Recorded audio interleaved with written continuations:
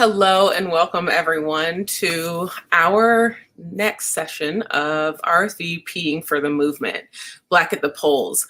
I am really excited to be here with everyone today, and thank you so much for joining us. So this is our second in the series where we are talking about what we need as Black people, what we need not only in this moment with COVID happening, but also what we need with Black people being murdered at a consistent basis, almost weekly, if not daily. And so also talking what that means when we show up to vote, what it looks like when we need to go to the polls to actually have our voices amplified. So I am Bianca Edwards. I am with Sacred Apothecary and joining with the Black Freedom Collective and Community Change here today. And so I'm excited to be bringing you not only the show in this broadcast, but also moderating for our guests. So we are being joined by some dynamic Black women today. They are powerhouses in their own right. And they have done so much to build the power in their communities and are doing so much on a continuous basis, not only to connect with voters, but also to make sure that there's education with all of those voters and make sure that people feel like they can really share their voice in this movement.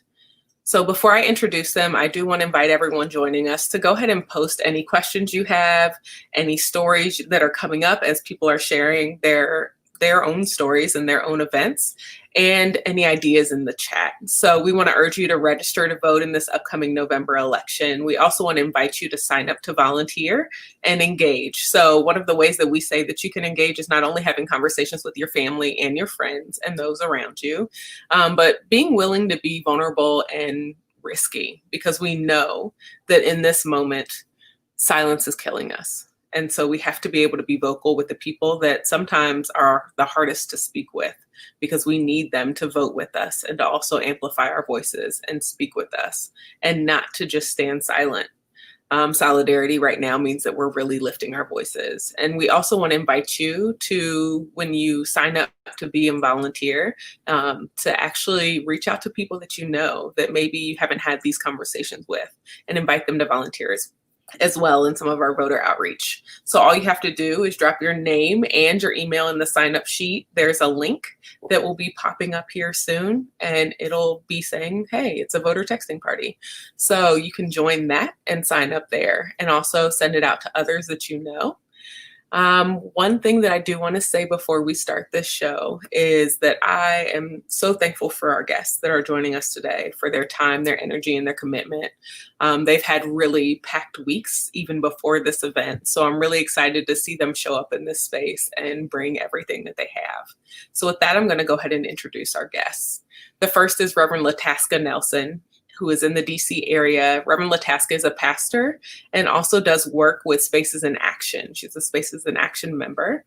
She's the lead pastor at Community UMC and Douglas Memorial UMC. And she serves faithfully by volunteering with Children's Defense Fund for the Samuel Dewitt Proctor Institute. She has served as a community organizer for the UMC churches, Inspired as well. She served as the vice chair for the Urban Epicenter grassroots organization in Nashville, Tennessee. And Reverend Nelson is currently serving as the vice chair for National Center for African American Health Consciousness, as well as serving on the board of directors for Spaces in DC. So Reverend Lataska, thank you so much for joining us. I'm so glad to see your face. Yeah, next we'll be bringing in Romelia Hodges. Romelia is a task force member and Fam Cares Coalition member. And this basically looks at addressing the African American needs in the Tri-County region of West Virginia. So Romelia is the Chief Inspiration Officer of Striving For programs. She earned her Bachelor of Arts from Fairmont State University and has a Master's of Education in Technology from Concordia, I always mess that up, Concordia University, Irvine. She started her career as an intern in CNN's Public Relations Department as a 1996 Olympic College intern. She has worked for a nationally syndicated television station and endorsed as one of the top motivational speakers in her field. She designs, develops, and delivers curriculum on various topics for organizations, as well as students and faculty from kindergarten through the collegiate level. Romelia delivers keynotes and conferences and is a voiceover artist, life coach, and a trainer. To her friends and family, Romelia is a down-to-earth social butterfly. So thank you so much for joining us, Romelia. Thank you for having me. I appreciate being here today. Yes. And then last is Shirlisa Arnold. Shirlisa is a voter on Kentuckians for the Commonwealth. Raised in Bowling Green, she attended Western Kentucky University and has recently become a delegate for Kentucky in the Black National Delegation. She now focuses on maintaining space for Black voters in every part of government. So, Shirlisa, thank you so much for joining us. Thank you so much for having me. I'm excited to be in this space with y'all. Yeah. So we'll go ahead and we'll dive in. So one of the first questions that we ask every panelist, and it's kind of like a key piece in our show, is this question around sharing with us what you're currently thinking about the November 2020 election. With everything that's happening, when we're talking about COVID, when we're talking about what it means to have so many Black men and women killed at the hands of police, what does voting look like right now for each of you?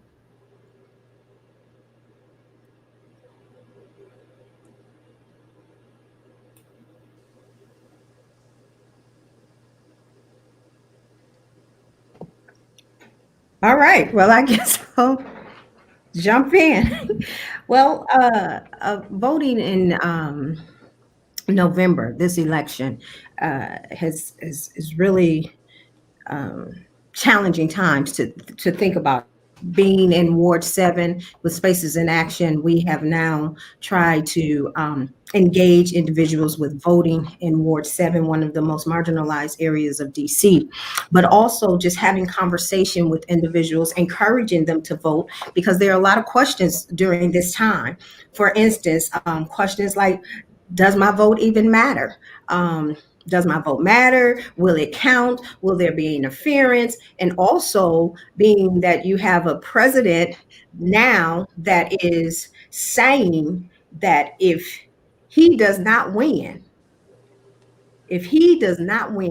the other party has either stole the election or cheated in some way. That brings a lot of anxiety to people. People are sitting back every day watching the news. People are wondering, how is it, what's going on? Their fear, anxiety, wondering what happens during this time. I'm so used to voting. Now we have this debate, mail-in voting. You have so many things that are going on during this time. So it's bringing a lot of anxiety, a lot of fear, a lot of questions, making sure that our young people are voting, making sure that our young people know that their voice needs to be heard, making sure that they need to know that they are important as well. We can speak out. It doesn't matter how young we are. Yes, I just turned 18. Yes, I can vote. I'm registered to vote or whatever. But now we have to encourage them, engage with them, have relationship building, talking to them one-on-one, talking to them, letting them know, yes, it's very important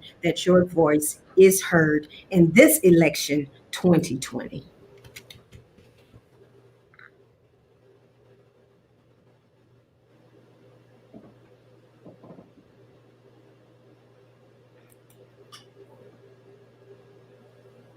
Can't hear you. Oh, sorry about that. So one of the things that you had also said and shared with us backstage was that you were interested to see with the passing of John Lewis, what that's going to mean for moving forward for so many people. Yes. Yes, the fact that John Lewis, and also an alumni of American Baptist College, which served as the SGA president, and so did I. That's my alum. Right. And served as the SGA president as well. He and I had conversations, but I realized how important it was to him to make sure that we that voters' right passed, and to make sure, and even until his death, he was able to still have conversation and dialogue about how important the voters' right was. Right. Yeah. Thank you for that. What about you other two? You both are doing a lot of work on the ground and having a lot of conversations. What does this question mean to you? What does voting look like? To me, right now, voting looks like a way out. Working with KFTC, Kentuckians for the Commonwealth here, and being able to register voters and try to make some change in our Senate so that Kentuckians can kind of feel represented, because Mitch McConnell does not represent the majority of us. And so for me, it's been really good to kind of speak with these people one-on-one and relate to some of the issues that they're feeling. I working in government in this space, I've kind of realized that there really is this place of like people who feel that they are doing the public a favor, and then there's people who realize that the taxpayers are doing you a favor supporting you. And so I think it's really important here in Kentucky that we have somebody that understands that sort of relationship dynamic and is going to be doing the best for us as well. It's a college basketball state with a really large youth vote. I live in a college town as well, so there's just a lot of like young, Hello, eager people out there. Good afternoon. Thank you. Sorry. Yeah, I think it's a good college town with a large youth vote, and so there's a lot of like potential here. There's a lot of disenfranchised people here. And so there's just opportunity and growth is what I'm seeing for the polls this November. So hello again. Hello, everyone. It's so good to see my sisters here today and to be able to share with you in this space. So I am from West Virginia. I am about 90 miles south of Pittsburgh, Pennsylvania. So while we are rural, we're still very close to a large metropolis. However, we are very secluded here and very isolated in our thought process, our voting process, and to the resources that we have available. And one of the things that I've done was born out of a situation that we had here in West Virginia was we had a Black African American city councilman who was going to run for a term. And he, by all accounts, won the vote. The vote was contested. Then after the vote was contested, it was called a tie. After that tie, there was a button flip. He won the button flip. After the button flip, there was another contest, and he won that contest. Then all of a sudden, out of nowhere, almost 2 months later, a voting machine, I think it was 3 or 4 of them, were found in a local high school. They petitioned the state Supreme Court to have these votes counted. And at this point in time, the African-American male had spent so much money with the contestants that had happened that he just allowed the Supreme Court decision to stand because it was going to be a very lengthy and a very expensive process to fight it. And this was not something that the city was going to take on the cost of for him to fight. And what ended up happening was that white city councilman ended up taking that seat. So the seat was stolen from this Black male. And from that day forward, I decided that this would never happen in our community again. And what I did was I had a Facebook page that I had launched to get information out to the African-American community in the tri-state region here in West Virginia, or tri-county region, I should say, here in West Virginia. And then I decided that that page would become more than what I was using it for. It would become not only a information resource, it would now become an action resource.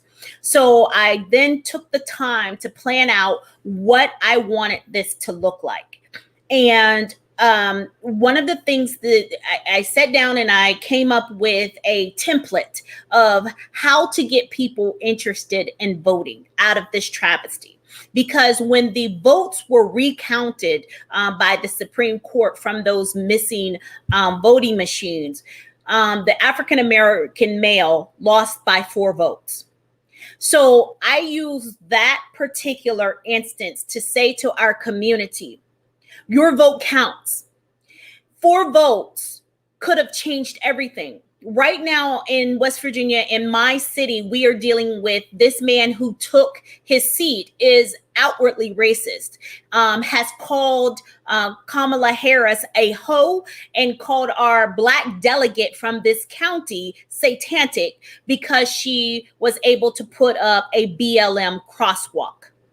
So not voting has consequences. You may not see it on the large scale of the general election when you're voting for president, but in your local county elections, this is where your vote really, really counts.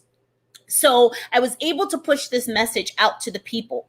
And what I came up was with a pledge for them to vote. Just understand what voting is. Understand that you have a personal responsibility. It is your birthright to vote. Our ancestors voted for us to be able to have this right, to be able to go out here and freely do something. Some of them gave their lives for us to be able to do this, and we should not take this for granted. And then the next initiative that I did was, let's get you registered to vote. Because what I found out is people want to vote. They just don't want to ask the question of, how do I vote? Or where do I register at to vote? And when this pandemic hit, it changed the outlook of what voting looked like to people. Now you could register online to vote. You could do it through your Secretary of State's office, and that process was made very easy. But here's the problem in rural West Virginia. Our broadband goes in and out. And so everybody doesn't have the ability to register to vote online. And if we can't vote online, then how do I go down to my local county clerk's office and then register to vote? So then I took it upon myself to say, hey, you know what? I'll walk you down there. We'll go down together. So whatever is necessary to get our people interested in the voting process. Then the next step was teaching them how to vote. We did candidate forums within the page to say, this is what the candidate's platform is. And we'll be doing that again here very soon to say, this is what this candidate's platform is. Get to know them. Let's ask them the tough questions about how they're going to help our community so you can make an educated vote about who your candidate wants to be. And then the other most important thing that I did was, we have important dates that we have to meet. We have important schedules that we have to meet. So if you want a absentee ballot, what is the date that we have to apply for that to get that ballot by? And then what is the date to return that ballot? What voting precinct do we need to be at? Because the voting precincts have changed. So we need to know where we need to now go to vote if we're going to vote in person.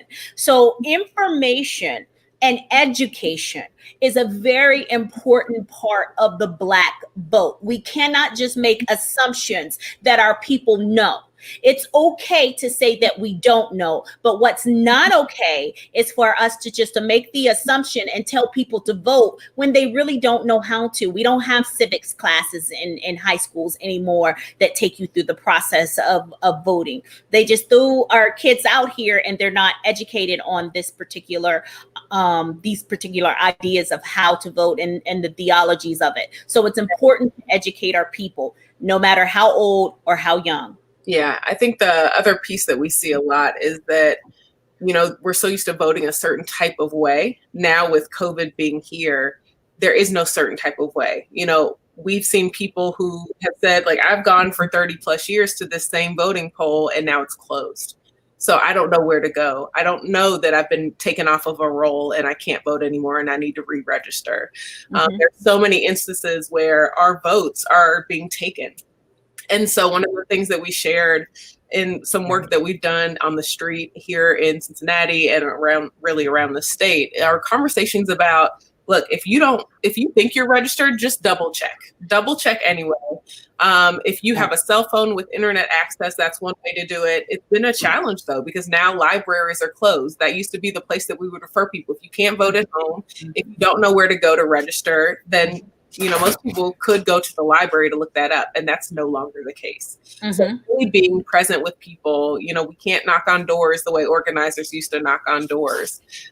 This is new for everyone. And so making sure that we have the correct platforms that are easily accessible is a challenge, but it's also why it's so necessary to have those conversations with friends and family.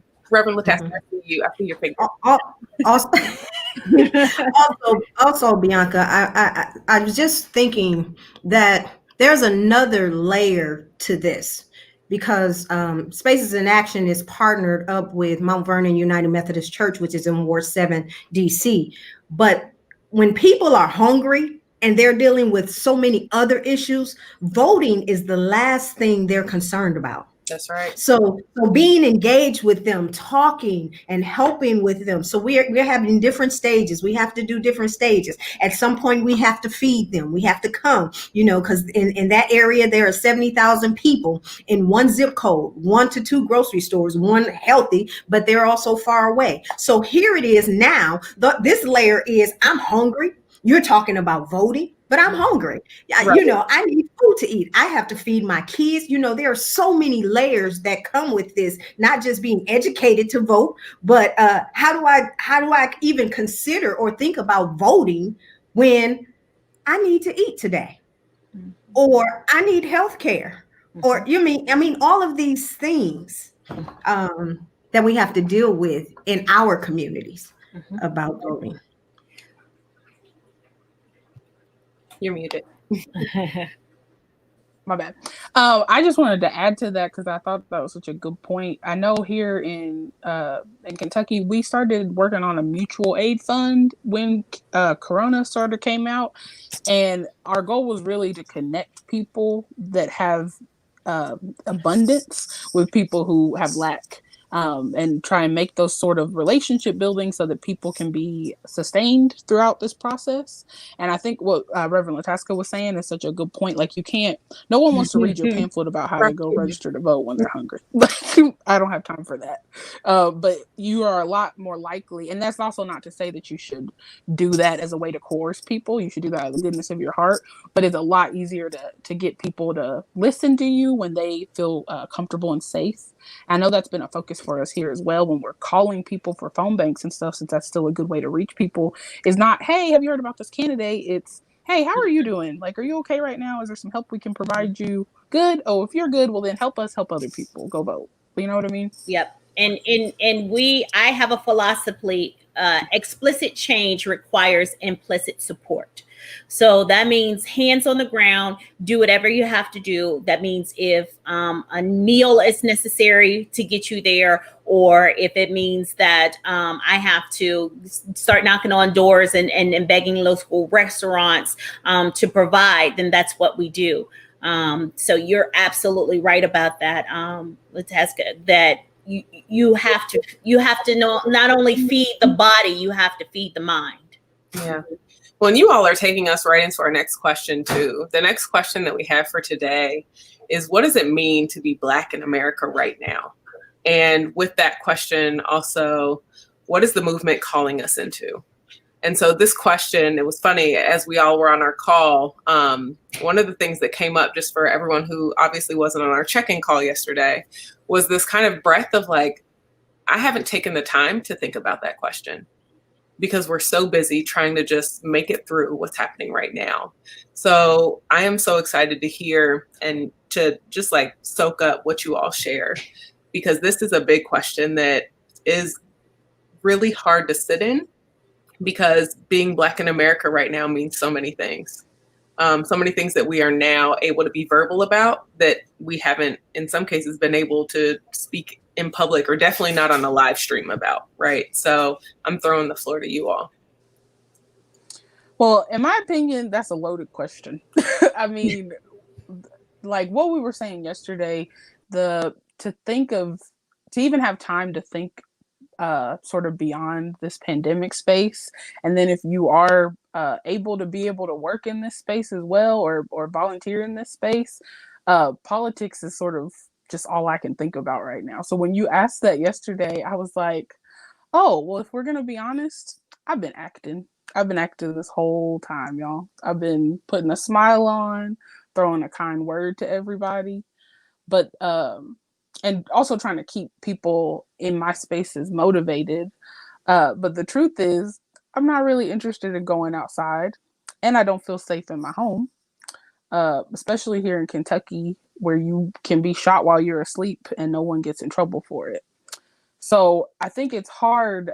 It's really exhausting is probably the best word, because I'm basically having to convince my neighbors that I'm important and that I should have a right to life and a higher quality of life. And having to go around and explain that to people is just like, it's taxing. And you told me I could be real. So I was like, you know what? I'm gonna tell you how it really is. It's like, I'm tired. For me, nothing's changed. The stories my grandmother and my mother were telling me about how they grew up, I'm still seeing instances of those same stories for myself. And I'm just like, I think there was a meme going around at the beginning of Corona, and it said like, Black people in America are past tired. We've been tired.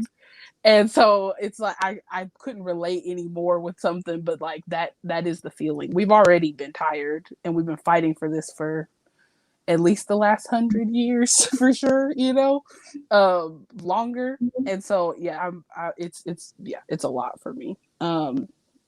I think with Bowling Green being such a small town, the Black population here is kind of looked over sometimes. And so you see Black faces in a small town space will give me joy. Being able to go out and like see Black people still being able to function and live is just super important to me.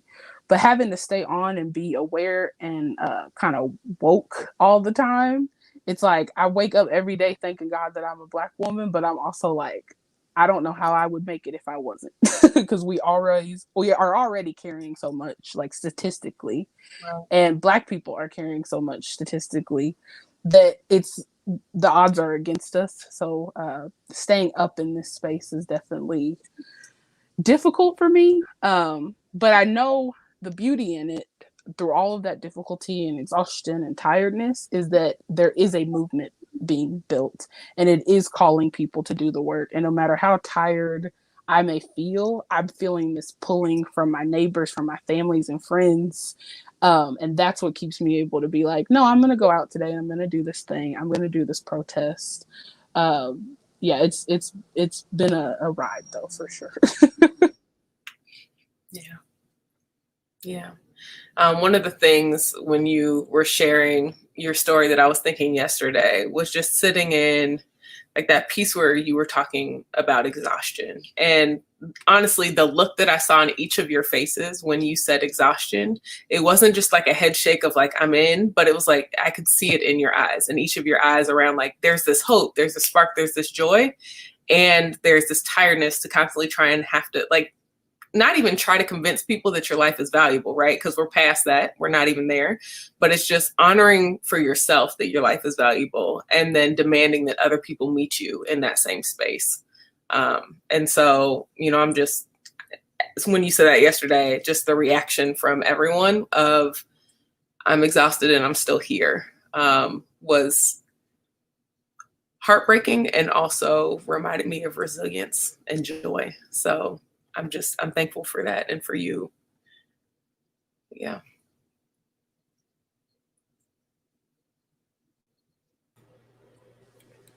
So when we spoke about this yesterday, I thought to myself, my God, I've never thought about this question. I haven't had time to think about it because I am existing in it. But then I thought, what does it mean to be Black in America? It means that you're Black by God. You were born this way. And I want to start out by saying that is something absolutely extraordinary, to be the people that we are, because our resiliency, our strength, our ability to innovate, to adapt, to overcome, to evolve is absolutely otherworldly, if you will. We must be guided by the gods. So I would have to say that I took some time and thought about this afterward. And I think I said yesterday, I feel like I'm sitting in a space where we are the protagonist and the antagonist at the same time. We are being cast in some type of tragedy that we are watching play out as we are actually actors in it. So it's like being born into a catch-22, if you will. But and I also said this, however, I said, I love being a Black woman. There is nothing in this world that I would rather be than a Black woman in this day, in this time. It's right for me. As this term might be a little bit overused, but I think in this space, it needs to be said, we got that Black magic and we can just make the room light up, So, but I do want to say this as an example, if I can give an example from my life, what being Black in America is in 2020 under the Trump administration. It is, my mother died on August the 4th. Her funeral was on August the 14th. I am a COVID-19 task force commissioner for the state of West Virginia. And being that I know the rules and regulations from the CDC, from the federal and state regulations, I wanted to have my mother's funeral outside because I have family members that were going to be traveling in from all over the country. And I wanted people to be safe. So I decided that I would have it at her park. She was an African-American activist. She sat with 2 presidents. She deserved this, to have her funeral be an example of how to correctly do an event during COVID-19. And I petitioned the county, and the county denied my request. And I had a gentleman tell me last night, who was a delegate from our state, had it been a white family, that would have never happened. Wow. So as my mother, the funeral ended up having to be graveside. And as my mother laid on that ground, being eulogized over and the last words said in her honor, I decided I would protest. I would make the sacrifice, and I would not attend my mother's funeral, and that I would go and I would make a one-woman protest in front of our courthouse. From the time my mother's funeral started until the time I got peace of mind and I decided to leave those courthouse steps, I sat there in 90-degree temperatures to let everyone see, with a sign that said, the city of Fairmont, West Virginia ruined my mother's funeral. So to be Black in America means to me that even in our time of grief, that you have to be a certain type of sinister, a special type of sinister, vindictive, to deny a person, a Black family, the ability to grieve. That's what it means to be Black in America. Is that even in our most solemn moments, we are still not given the opportunity to just exist. Sorry, that moved me so much, and I just have to add to that, Sister Romelia, because yesterday you said something that was really profound. You said it's as if it's porn. Being Black in America is some sort of porn, and I felt that so hard because that's what it is. They are exploiting our pain.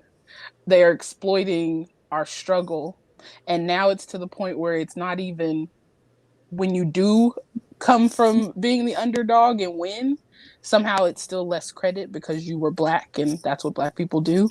Like, it's so infuriating to me to think that one of the most basic human rights that's been done for centuries is burying our dead, and that's now something that's being perverted in some way. So I had to make that comment, because when you said that, I was like, yeah, that's exactly what it is. Yeah, it's as we are some type of minstrel show to play our emotions out on the large screen. That's when I see Black men and women being murdered on the screen. It's just like, oh yeah, watch this movie, and this is real life. This is a man who was shot in the back 8 times. And Sister Shirlisa, I just want to say to you, let's get some justice for Breonna Taylor here, because, I mean, this is not some type of horror movie. This is our lives. That's right. This is how we move about our days. And now with the existence of cell phones and camera phones, it's not as if it didn't exist. It's just now everybody gets to see it. And it's a different type of exploitation of our emotions.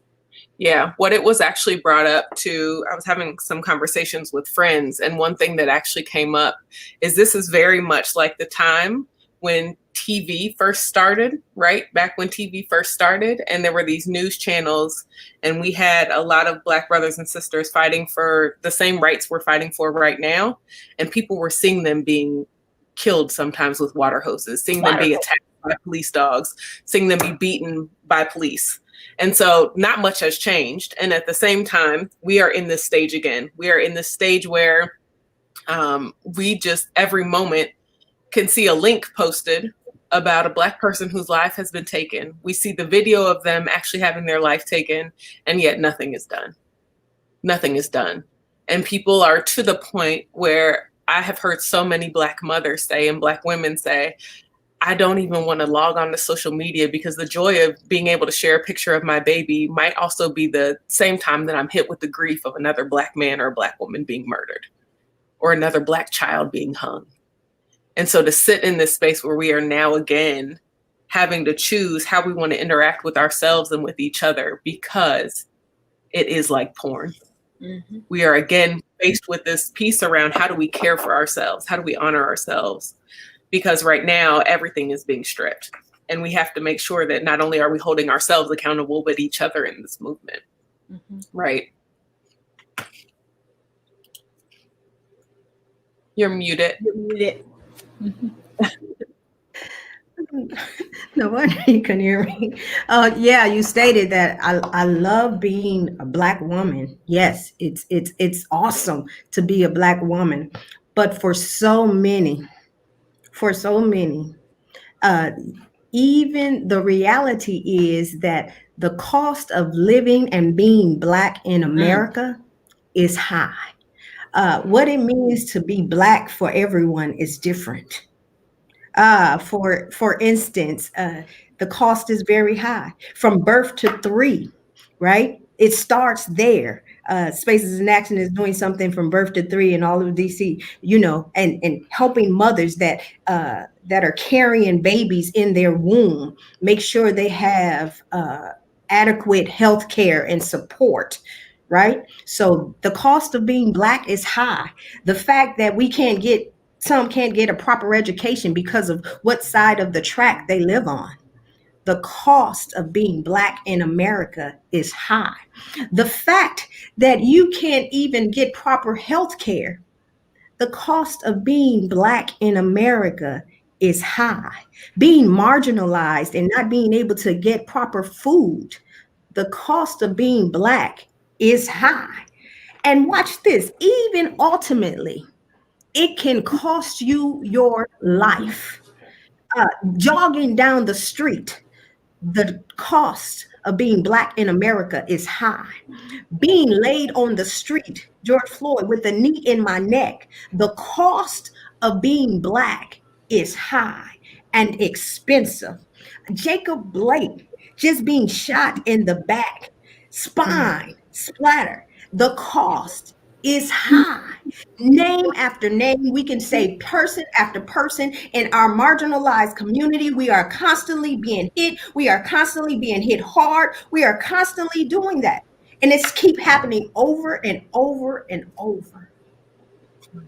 The cost of being Black in America is high. And as you say, what would the movement call us to? I remember Reverend James Lawson said at Congressman John Lewis' funeral, he says, we cannot be quiet. Mm-hmm. The movement is calling us to speak out, to speak truth to justice, to speak truth to power, making sure that our voices are heard, making sure we vote, making sure things are changed, making sure we're engaging our community, making sure we're constantly spreading, making sure there is not a muzzle over our mouth to shut us up, making sure we keep speaking day after day, night after night, no matter how long it takes. We will continue to speak out. We will continue to say that Black lives matter. We will continue to say that we are strong. We will continue to say, we will continue to speak out no matter what. Mhm. Mhm. Mhm. Right. I love that point you made about like the cost of it being too high for us to be able to live and function freely here. And I think it was a point too that Sister Romelia made, like we don't really even get a chance to think about what it's like being Black in America because we just are. But it's almost beyond the fact that you have to think about being Black in the form of money and how much it costs, because we can't even afford to be Black in America. There's no, it's not set up that way. Somehow we make it happen. We still function, we still survive, and sometimes we even thrive. But that's because of Black magic. That's not because it's set up at all for it to be easy or functional. Definitely for Black people in America, but really for anybody here. It's not set up well for us. Sis, you just said that we can't afford to be Black, that being Black is a luxury item. You can only afford it really if you're in the 1%. Wow. If it costs too high and we can't afford it and it's a luxury item, that just shows us how powerful we are. That just shows us who we are. Meaning, because they're sitting back thinking, who in the world are these people? We've done everything to try to stop them and they keep going and going. They are so powerful. That luxury item, boy. Who are we to be powerful beyond measure? Who are we? We're still existing. Look, if Rosa can sit, if Martin can lay down his life along with Mountain, then who in the world are we? We got to get out of here. We got to open these doors because apparently the gift is in the melanin. We already got it. You can't even afford this. Can't even afford it. Yeah, that, oh man, you just hit me with that luxury item piece. I'm sitting. Yes, it is. It is too high. We can't afford it. And it's a luxury. Like being Black in America is powerful, because otherwise, why would our votes be taken away? Why would they try and suppress them so often? Why would so many of us be being killed at such a high rate? If we only make up, 17% of the whole America, of the whole United States, if we only make up such a small percentage, why are we being killed at such a high rate? There's power there. There's magic there. So, and once we understand who we are and the power we possess, that's why they stay so afraid, because we have a power within us. You said it earlier, Romelia. You said it's like black magic. It's like that. It's like, hey, you can come in a room and it just, hey, okay. But yeah, they feel like, oh, we got to get them. We got to. Right. We got to put this thing down too much. You mean after all we've done and all we've tried to do to them to stop them, they are still making it work? They're hungry, but yet they're creating and finding ways to get fit. They are making sandwiches. Right. You look at it statistically, sis just said we're 17%. So that means let's give them 65%. Let's give them 70%, and we're only 17%. But yet you're so afraid of the power of the 17%. That's less than 20% of us. Less than 20. Right. You got the majority, but you over here worried about mine. Let me do what. Please allow me to be great. Get out of my way. Systemically, white supremacy, systemically, you have it, but yet you're so being black in America. Right. It is exhausting, and it is liberating and rejuvenating. One of the things that I was sitting in that you all said yesterday, and I've been kind of marinating in this space, so I can't remember who first said it to me, but we were talking about what resiliency means and what it looks like. And one of the things that came up when we started talking about resiliency and power is that resiliency doesn't mean that you have the ability to hold more pain and just keep accepting the pain. Resiliency actually means that you've been able to experience pain and turn it into gold.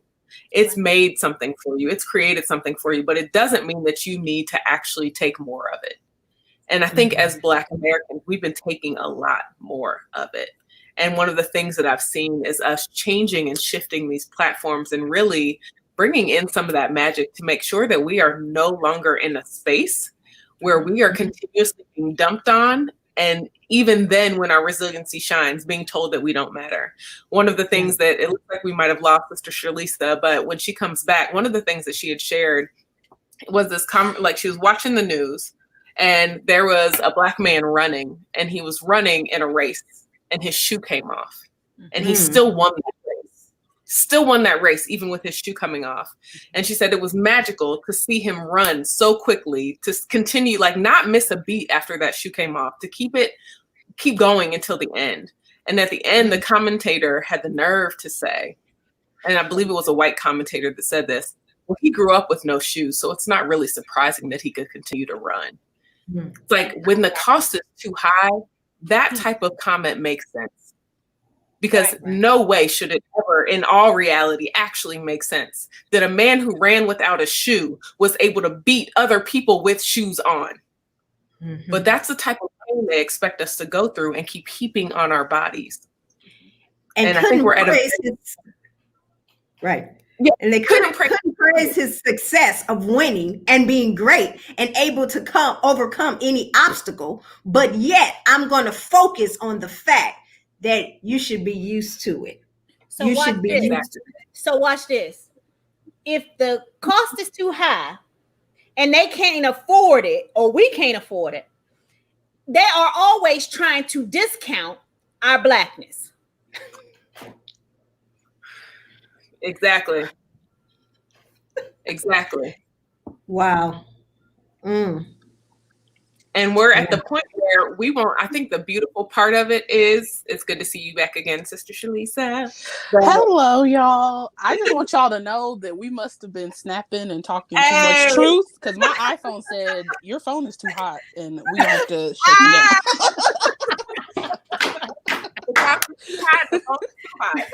Okay. All right. Well, that actually moves us in because look at Hope showing up just at the moment that we were about to ask the question of what does it mean for Hope to still be alive? Because as soon as you dropped out, I was like, I don't even have fear. She coming back. So what does it actually mean since we're in this space, since we've been like making people nervous, evidently, with phones shutting off? What is it to be Black in America, to hold all this magic and to harness hope? What does hope look like for all of us right now? What does it feel like? I think for me, hope is knowing I'm not alone. I'm not alone in being identified by my skin color and then not being able to pay the price of what that ID is. I'm not alone in wishing that the state I lived in actually represented or was represented by someone who shared my way of life. And I think it's hope is these like panels like this in this space where we're letting the world kind of see that we have this light and this hope, and this is what you should be spreading to other people, not COVID. You know, this is this belief and power that it's not just November and a victory in November that's going to bring us this like change. It's us kind of bonding together. So for me, that's where I find my hope is really in connections with other people and knowing I'm not alone in being fed up.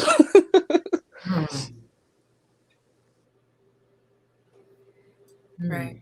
So hope for me is knowing the fact that we as Black people are constantly being innovative and reinventing ourselves to meet the times, to meet the need, to make sure that we are getting over.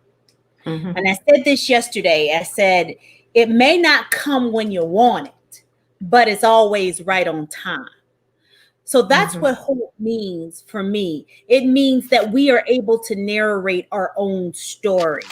It means that we are powerful beyond measure. It means that when I look at my 10-year-old daughter, that I know that she will make a way in this world because I am forging a path for her. And other sisters and brothers out there are forging a path in spite of. That's what hope means to me. It means in spite of whatever, we will reinvent, we will innovate, we will forge a path. And as for me, what does hope look like right now? What does it feel like? And of course, yes, being the preacher that I am, I always want to preach. But I want to say, to me right now, hope is like an empty canvas. We have not seen it yet, but each one of us have that paintbrush, have that brush, and we're adding every color and we're adding every stroke of what we're doing and organizing as grassroots organizing. So when one child is fed, that's another stroke. And when one person is released and one person and they're dealing with the educational system, and those are another strokes, and all those strokes together on that one canvas. When it's all done, when it's finished, it has the perfect picture. And I'll say, that's what I hoped for. No one is hungry anymore. No one's starving. Those are the things that we hope for.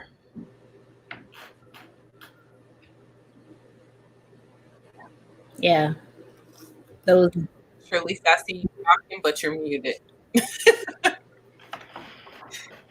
Those intangible items that those are the things, the ability to be able to do, to be able to grasp onto those that and provide those to other people. That's what we're adding to this canvas even during a pandemic. Even during the pandemic. Right. In space. You're in Ohio. I'm in DC. Someone's in West Virginia. Yeah. And we are still painting the perfect picture. That's what hope looks like. I love that idea too of us holding the brushes. We're the people holding the brushes for this canvas, because that gives the power is in our hands. we have the power to create this hope, this thing that we're hoping for and wishing for. And I think we have to remember that, because a lot of times it feels like we're powerless, but it's us creating the story we want to see. So that's good. Yeah, I love that, because I think one of the things that I have been sitting in is what does hope feel like when it's in my body? At some point in time, I was sitting in the question of what does joy feel like? And I could actually list it as like my grandmother's shawl with some tea sitting outside with the sun hitting my skin. Like I could taste it. I could smell it. To me, it smells like amber and lavender. Like that type of stuff is what joy feels like. And so you all had me in this question yesterday and today of, what does it really feel like when hope is in my body?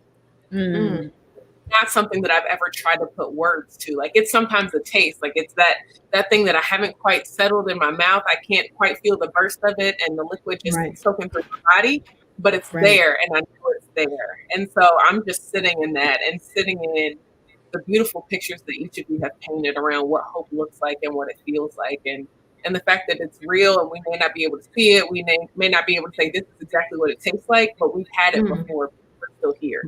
Right. And while we're painting, each of us are painting things from our past, from our ancestors. We're still painting, and that is still meaning they're still telling the story. They're still telling the story. Yeah. Listen, let me tell you guys this story real quick. So we had a COVID-19 outbreak here in West Virginia, and it happened amongst 8 different churches. And there was no media attention about it, and they didn't even want to tell the people that this outbreak had happened. So I stood up and I was the whistleblower, and I told these Black people that, we've got this virus here, and this is what you need to do. So this many months later, I don't know what I'm doing. Nobody knows what COVID-19 is. I don't really even know what COVID-19 is myself. And I tell this story because I felt like Meshach and Abednego in the fiery furnace. You better preach. I have walked through fire and not gotten burned. And let me tell you this story. So tomorrow I am doing this thing called the Convoy of Hope. This is an 18-wheeler of essential items. We had the outbreak back in March. Here it is, August. And I got this 18-wheeler free. This man told me, here, I want to give this to you. I didn't have a building to put this stuff in. I didn't have the resources. I don't have no forklift. I don't have no pallet driver. I don't have any of the things that I needed to take care of this. But people just came in from all over the community and started bringing in the intangible items that I needed to make this happen. And then my mother passed away, and I thought, okay, I'm going to have to put this to the side. I'm not going to be able to do this. And my mother came to me in a dream as Hope, and she said, oh, yes, you're going to do this. And actually, this is mine. So I want you to name it after me. So it's the Amy R. Parks Convoy of Hope. So I got the building. I got the items that I needed to give to the people. I figured out a way to give it to the people so the people don't get COVID-19 by getting the items. Right. And I just sit here in it and I'm thinking, that's hope. I hoped against all reason because there was no way that this was supposed to happen, but it did.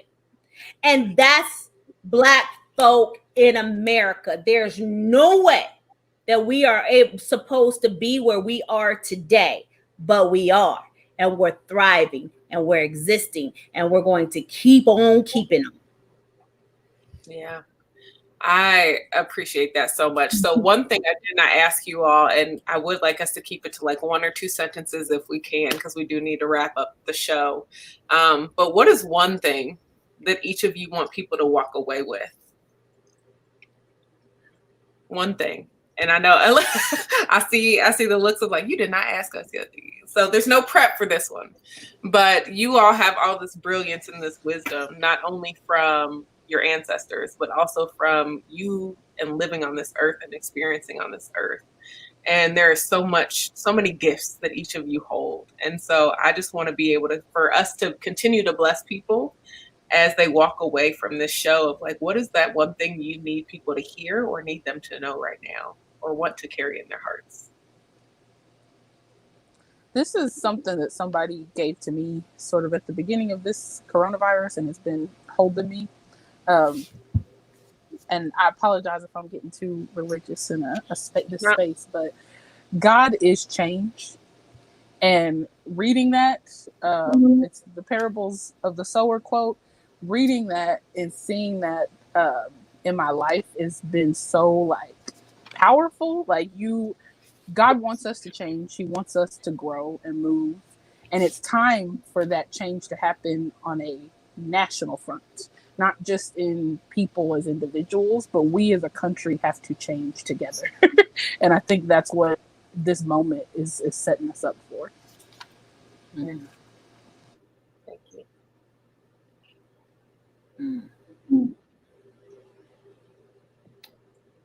I think I would say, which is my motto, that we are built God tough.